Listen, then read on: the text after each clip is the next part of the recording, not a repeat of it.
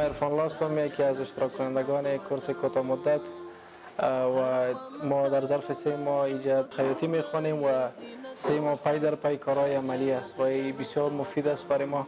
هر روز ما اینجا میایم عملی کار میکنیم، قیچی میکنیم و همچنان سر ماشینا کار میکنیم. تمام چیزایی را که ما باید در خیاطی داشته باشیم ضرورت داریم الحمدلله.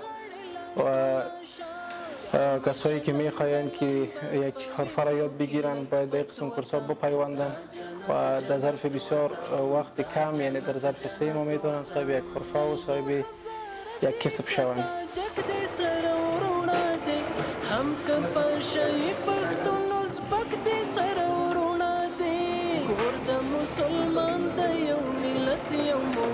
اسمم عبدالله فرزند نجیب، یک از شاگردان اداره انستیتوت مکانیکی کابل هستم. در بخش خیاطی کار میکنیم. در این کورسی که است 3 ماه بر مدت 3 ماه میباشد، هم عملی و هم نظری همراه با استاد در اینجا کار میکنیم و ما یک جانب تشکری میکنیم از اداره تعلیمات و تکنیکی مسلکی انستیتوت کابل که این گونه به ما امکانات به ما فراهم کرده بود. پولی ما میشه پیام و شاگردانی است که در پهلوی درس باید یک کسب یاد بگیرن.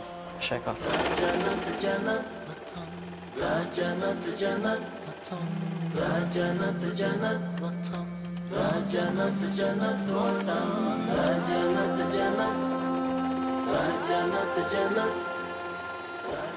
کسایی که میخواین که بپیوندن و یک کسب شوند و بیاین به چنین کورس ها و ثبت نام نمایند تا که از یک رشته برخوردار شوند، از یک حرفه، از یک کسب در بسیار مدت کم و کوتاه.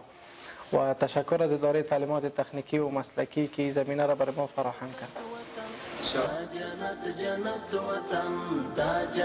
جنت وطن ډېری په بنسټ کې نظرانه